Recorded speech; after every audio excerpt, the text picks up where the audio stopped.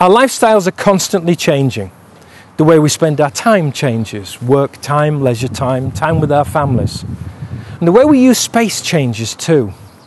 Just a few weeks ago, at the bottom of a garden of one of these pleasant detached houses in the south of England, was a children's play area. A climbing frame, swing and slide, all outgrown, were recycled. And what was left was a patch of earth and wood chipped 7 metres by 6, with the potential to be almost anything.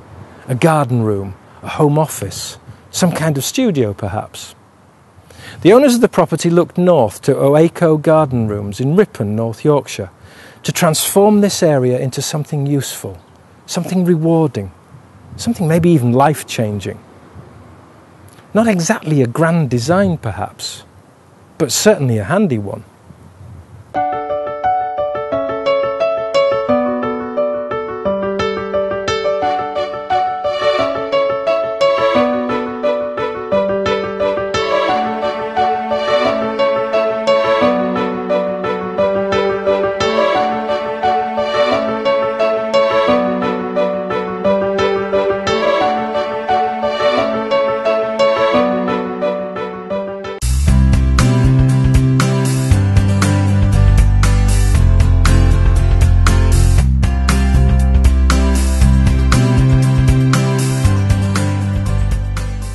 This build took place right at the end of one of the coldest spells of winter weather for 40 years. The ground had been iron hard for weeks, and when it came, the thaw turned the site into a mud bath. It wasn't pretty for the owners, and it wasn't pleasant for the joiners, but work went ahead. The bad weather has created a backlog for the team, and the short winter days won't help. The first task, after agreeing the exact position and orientation of the structure, is to create the wooden frame it sits on. About 20 small holes are dug and galvanised angle irons are fixed to the frame, extending down into the holes. Day one's final job is to pour concrete into each of those holes. Day two gets off to an early start and the boys shift up a gear.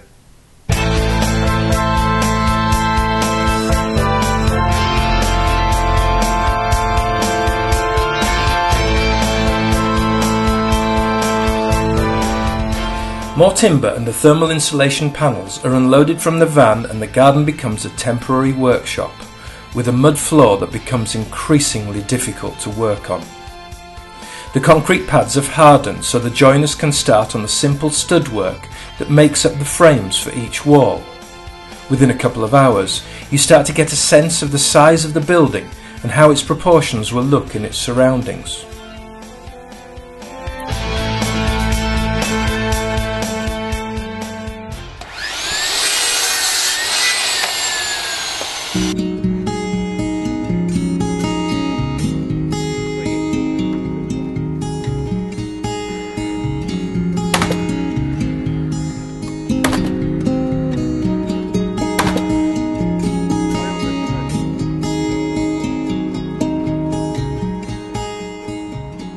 Gareth and Phil are really motoring now, and very soon all 4 wall frames are in place, secured and checked for alignment.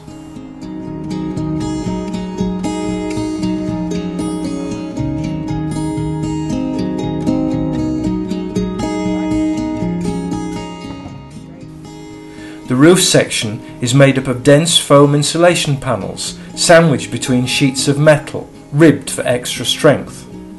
Each one is lifted onto the frame and then slid up to its neighbour so their interlocking edges can be dropped into place. An electrical ring main is installed, then the whole framework is wrapped in a breathable membrane designed to keep moisture out but prevent condensation building up on the inside. Foam insulation goes in between the floor joists prior to the fixing of the floor panels. Precision engineered bifold doors have to be fitted and adjusted, and finally the room is weatherproof. And just as the first sunshine of the new year puts in an appearance, work moves inside. More insulation panels are trimmed to fill the voids in the stud work. This dense foam is what gives Oaco Garden Rooms their outstanding thermal insulation properties. It lines every face of the cuboid, keeping heat inside during the winter and outside during the summer. The insulation is then locked into the walls by a plasterboard lining. Plasterboard also goes onto the ceiling so that the whole of the inside can be skimmed with plaster.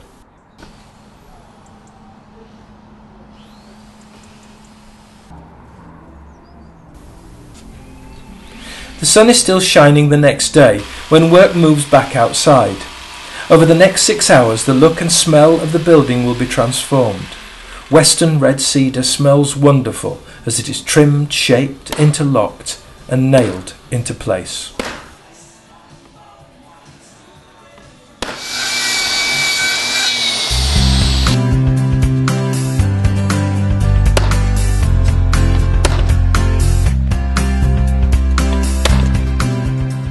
Phil stays outside and makes a start on the decking, under the watchful eye of a colour-matched supervisor.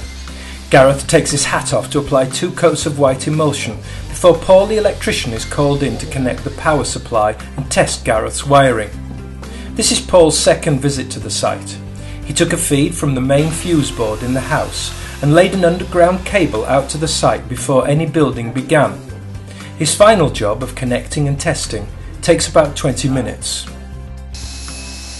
Pale wood laminate flooring goes down, with pine skirting stained to match the laminate. Gareth seals the joints around the doors and window as Phil starts the big clean-up.